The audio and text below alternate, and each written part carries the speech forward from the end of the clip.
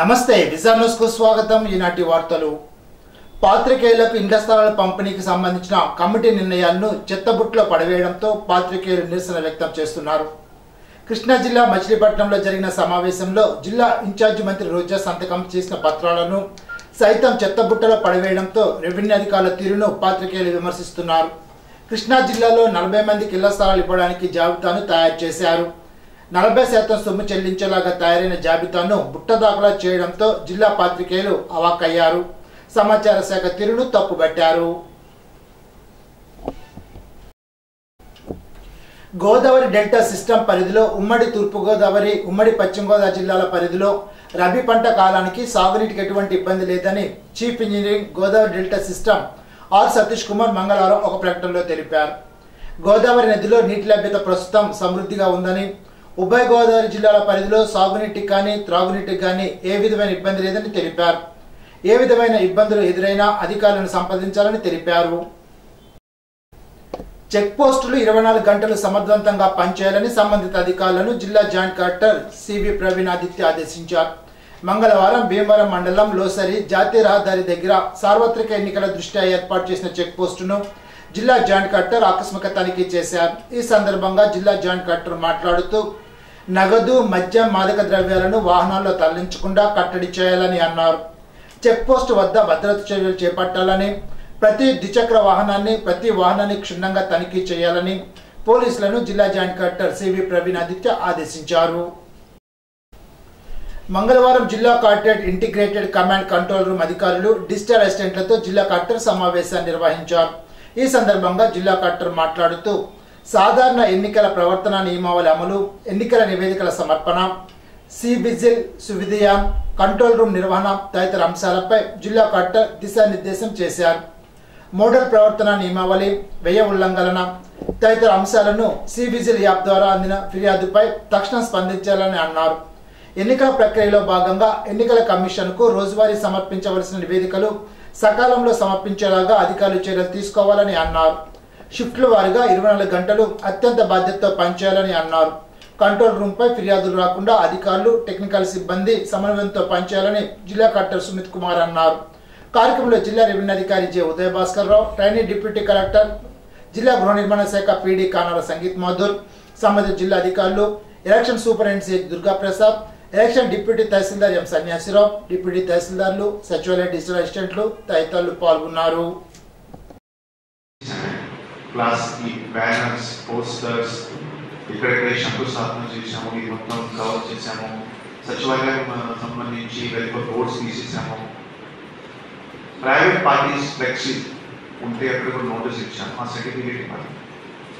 I will be asking all of tomorrow ఆ certificate మీ దగ్గర ఉంటుంది కదా। అండ్ వాళ్ళు ఒక పాయింట్ చెప్పండి, కలెక్టర్ రేపు పొలిటికల్ పార్టీస్తో మీటింగ్ చేస్తున్నారు అండ్ మీడియా సిబ్బందితో కూడా మీటింగ్ చేస్తున్నారు, వాళ్ళ నుంచి కూడా ఫీడ్బ్యాక్ తీసుకుంటారు। That is the second task will be taking S certificate.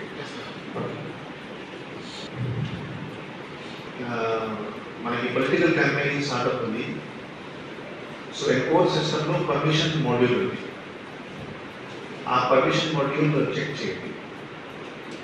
మీ 6 లోగింగ్ ఒక్కసారి చెక్ చేసి ఒక 6 ఒక లోగింగ్ చూపిస్తారు, మొదటి లోగింగ్ చూపిస్తారు। నా సపోజ్ ఇప్పుడు రేపు 6వ లోగింగ్ ఎన్కోర్ కూడా క్రియేట్ చేయడం జరిగింది।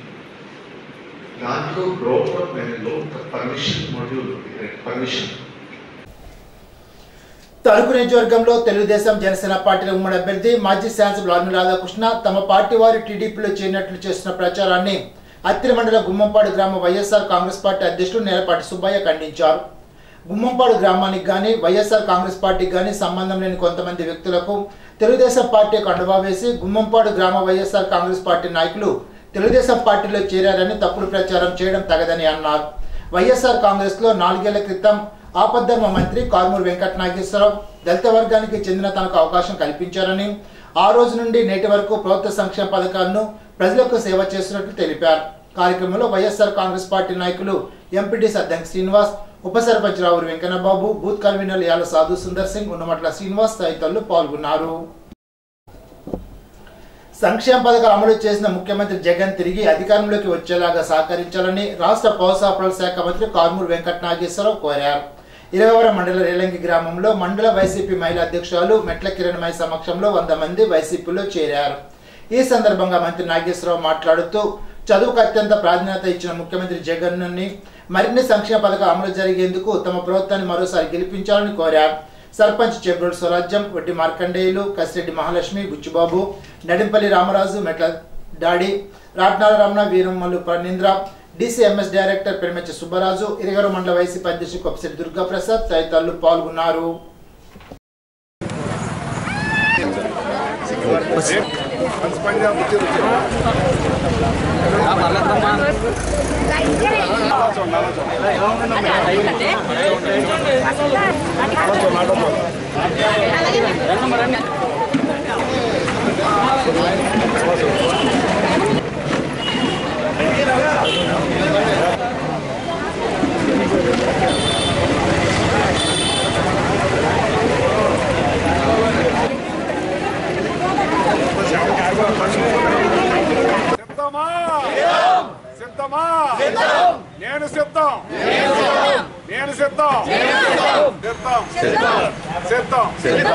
రేలంగి గ్రామ ప్రజలందరూ సిద్ధం.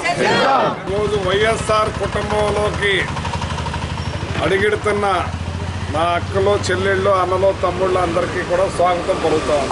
ఈ రాష్ట్ర ముఖ్యమంత్రి జగన్మోహన్ రెడ్డి గారు పెద్ద ఎత్తున అభివృద్ధి, సంక్షేమం అందించిన వ్యక్తి జగన్మోహన్ రెడ్డి గారు.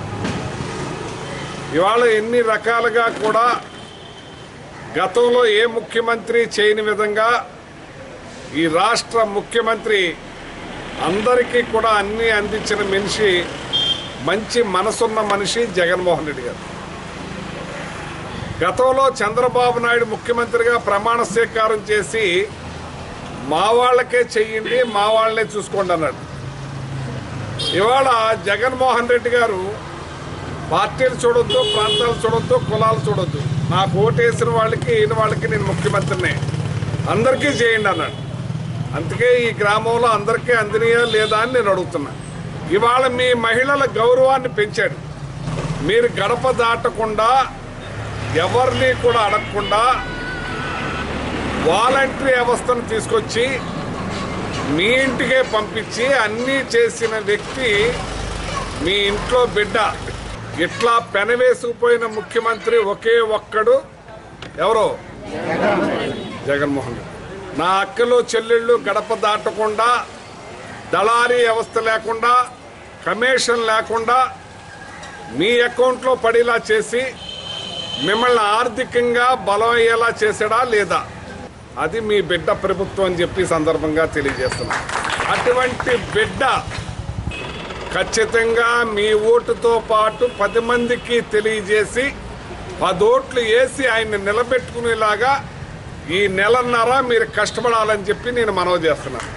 ఇవాళ మనకు చేస్తున్న బిడ్డ జగన్మోహన్ రెడ్డి గారిని కంటికి రెప్పలా కాపాడుకోవాల్సిన బాధ్యత నా అక్కలో, చెల్లెళ్ళు, అన్నలో, తమ్ముళ్ళ మీదే ఉందని చెప్పి సందర్భంగా తెలియజేస్తున్నాను. జగన్మోహన్ రెడ్డి గారి కోసం కష్టపడండి. మళ్ళీ 5 సంవత్సరాలు మీరు గడప దాటకుండా మీకు అన్ని ఇంకా పెద్ద ఎత్తున అందే విధంగా జగన్మోహన్ రెడ్డి గారు చేస్తారని ఈ రేలంగి గ్రామ ప్రజలు, అక్కలు, చెల్లెళ్ళు, అన్నలు, తమ్ముళ్ళకి అందరికీ తెలియజేస్తున్నాను. ప్రజాగలం సభ భద్రతా ఏర్పాట్లో నిర్లక్ష్యంగా వ్యవహరించిన పోలీసు అధికారుల మీద ఎన్నికల సంఘం చర్యలు తీసుకోవాలని తనకు మాజీ శాసనసభ్యులు రాధాకృష్ణ డిమాండ్ చేశారు. లక్షలాది జనం వచ్చే సభకు భద్రత కల్పించడంలో పోలీసు యంత్రాంగం విఫలమైందని, దీనివల్ల అనేక చోట్ల ట్రాఫిక్ జామ్ అయినా ప్రజానీకం సభా ప్రాంగణానికి చేరలేకపోయిందని అన్నారు. ప్రధానమంత్రి సభలో క్రౌడ్ మేనేజ్మెంట్ బాధ్యత అధికార యంత్రాంగానికి ఉంటుందని, ఆ విషయంలో నిర్లక్ష్యంగా వ్యవహరించిన అధికారులపై చర్యలు తీసుకోవాలని ఆయన కోరారు. క్రౌడ్ మేనేజ్మెంట్ స్థానిక పోలీసులు చేయాలని స్వయంగా ప్రధానమంత్రి కోరాల్సి వచ్చిందని, ఇది దురదృష్టకరమని ఆర్మీలు అన్నారు. జగన్ రెడ్డి ప్రభుత్వంతో పాటు కొందరు సీనియర్ అధికారులు ఉద్దేశపూర్వకంగానే సభకు అడ్డు తగిలేలాగా ప్రయత్నించారని, ఇటువంటి అంశాల మీద ఎన్నికల కమిషన్ చర్యలు తీసుకోవాలని ఆర్మీలు కోరారు. ఎవరు ఎన్ని కుట్రలు చేసినా చిలకలూరిపేట సభను టీడీపీ, జనసేన, బీజేపీ కార్యకర్తలు, శ్రేణులు విజయవంతం చేశారని ఆయన వివరించారు.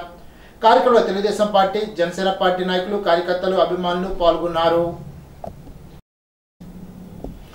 తణుకు రిటర్నింగ్ ఆఫీసర్ కార్యాలయంలో ప్రింట్ అండ్ ఎలక్ట్రానిక్ మీడియా సమావేశాన్ని నిర్వహించారు. ఈ సమావేశంలో సాధారణ ఎన్నికల 2024కు మీడియా పాటించవలసిన విధి విధానాలు, model code of conduct, Andhra Pradesh ఎన్నికల సంఘం వారు విడుదల చేసిన ఎన్నికల షెడ్యూల్ను వివరించారు. సమావేశానికి రిటర్నింగ్ అధికారి B Ramana, tahsildar ARO Mukteswara Rao, TPO ARTO Maniram, election DT Suryanarayana Raju, Tanuku డిటికే UV Bhaskar, election senior assistant S Srinivas, print and electronic media ప్రతినిధులు పాల్గొన్నారు. ఎన్నికల షెడ్యూల్ 16వ తారీఖున వెలువడింది. ఎన్నికల ప్రవర్తన నియమావళి అమల్లోకి వచ్చింది. రాజకీయ నాయకుల తాలూకా ఫోటోలు, పార్టీ ఫోటోలు, సామగ్రి ఏదైనా ఎన్నికల ప్రవర్తన నియమాలకు విరుద్ధంగా ఉన్నటువంటివన్నీ కూడా తొలగించడం జరిగింది.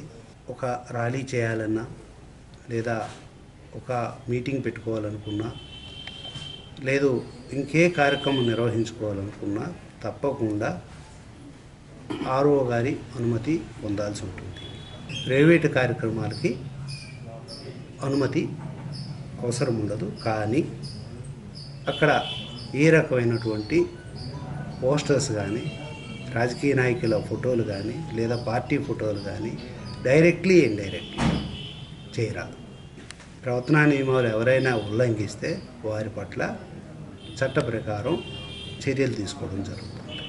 ఏప్రిల్ 8 వరకు అర్హులైనటువంటి ఓటర్స్ అంటే 1/1/24 వరకు ఎవరైతే 18 ఏళ్ళు నిండి ఉంటారో వాళ్ళందరూ కూడా ఓటు హక్కుకి దరఖాస్తు చేసుకోవచ్చు. ఓటర్స్ కూడా వారి తాలూకా ఓటు హక్కుని నిర్భయంగా, నిష్పక్షపాతంగా, ట్రాన్స్పరెంట్ మేనర్లో, ఫ్రీ అండ్ ఫెయిర్ మేనర్లో వినియోగించుకోవాలి. ఏ రకమైనటువంటి కరప్షన్ ప్రాక్టీసెస్ కూడా అనుమతించకూడదు. పబ్లిక్ కూడా దానికి సహకరించాలి. ఎవరైనా 50,000 లోపు క్యాష్ తీసుకెళ్తే అనుమతిస్తాం. 50,000 దాటి ఉంటే తప్పకుండా వారు ఆధారాలు చూపించాల్సి ఉంటుంది. ఆధారం చూపించకపోతే వాటిని సీజ్ చేసి సంబంధిత వ్యక్తుల మీద యాక్షన్ తీసుకుంటాము. ఇప్పుడు కాన్స్టిట్యున్సీ పరంగా మనం ఇప్పటివరకు 7 స్టాటిస్టిక్ ఫీల్డ్ సర్వేలెన్స్ టీమ్స్ తిరుగుతున్నాయి. ఆ ఫీల్డ్ సర్వేలెన్స్ టీమ్స్ అనుమానాస్పద వెహికల్స్ని ఇది కూడా చెక్ చేస్తారు. ఏదైనా ఎగ్నెస్ట్ రూల్ ఉన్నటువంటిది సీజ్ చేయడం జరుగుతుంది. కనుక ప్రజలందరూ సహకరించి ఈ ఎన్నికల ప్రవర్తనా నియమావళిని ఖచ్చితంగా పాటించి ఈ వస్తున్నటువంటి ఎలక్షన్స్ని నిర్భయంగా మీ ఓటు హక్కును వినియోగించుకుంటూ ఎన్నికల సిబ్బందికి సహకరించవలసిందిగా విజ్ఞప్తి చేస్తున్నాం. Citizen for democracy Tanuku SKSD మహిళా కళాశాల సంయుక్తంగా స్వేచ్ఛాయుత ఎన్నికల పౌర సమాజం పాత్ర అనే అంశంపై అవగాహన సదస్సు ప్రిన్సిపాల్ కాటు రామకృష్ణ అధ్యక్షతన నిర్వహించారు. ఎన్నికల్లో డబ్బు మద్యాలకు లొంగకుండా ప్రజల కోసం పాటుపడేవారిని ఎన్నుకోవాలని కోరారు. కళాశాల కరస్పాండెంట్ చిట్టూరు సత్య ఉషారాణి మాట్లాడుతూ నేటి యువతపైనే భవిష్యత్ ఆధారపడి ఉన్నందున యువత సరైన నిర్ణయం తీసుకోవాలని అన్నారు. ఐటీయూ జాతీయ కార్యదర్శి డి సోమసుందర్ మాట్లాడుతూ 29% ఉన్న మధ్య వయస్కులు తీసుకునే నిర్ణయంపైనే భవిష్యత్ ఆధారపడి ఉందని అన్నారు. దారిదీపం ఎడిటర్ డివివిఎస్ వర్మ మాట్లాడుతూ ఓటు ద్వారానే ప్రజలు తమ అభిప్రాయాలు తెలియచేయాలని అన్నారు. సిటిజన్స్ ఫర్ డెమోక్రసీ ప్రతినిధి వి లక్ష్మారెడ్డి విద్యావంతులు ఓటు వేసి ఓటింగ్ శాతాన్ని పెంచాలని అన్నారు. పూర్వ రాష్ట్ర ఎన్నికల ప్రధానాధికారి నిమ్మగడ్డ రమేష్ కుమార్ సరైన మొదటి అడుగు వేయాలని అన్నారు. గ్లోబల్ స్కూల్ కార్యదర్శి చిట్టూరు రీనా సాయి తదితరులు పాల్గొన్నారు. ఫిబ్రవరి 2-3 తేదీల్లో జరిగిన జాతీయ నాణ్యత ప్రమాణాల స్థాయి తనిఖీలలో వేల్పూరు ప్రాథమిక ఆరోగ్య కేంద్రంలో నిర్ధారిత ప్రమాణాల గణనలో 86% సాధించి వరుసగా రెండోసారి ప్రమాణాల స్థాయిని అందుకొని ఘనతను సాధించిందని వైద్యాధికారి డాక్టర్ కేఆర్ఎం కిషోర్ తెలిపారు. ఈ మేరకు కేంద్ర ఆరోగ్య కుటుంబ సంక్షేమ మంత్రిత్వ శాఖ సంయుక్త కార్యదర్శి ఆరాధన పట్నాయక్ తెలియజేసినట్లు తెలిపారు. ఇప్పుడు ఒక చిన్న బ్రేక్.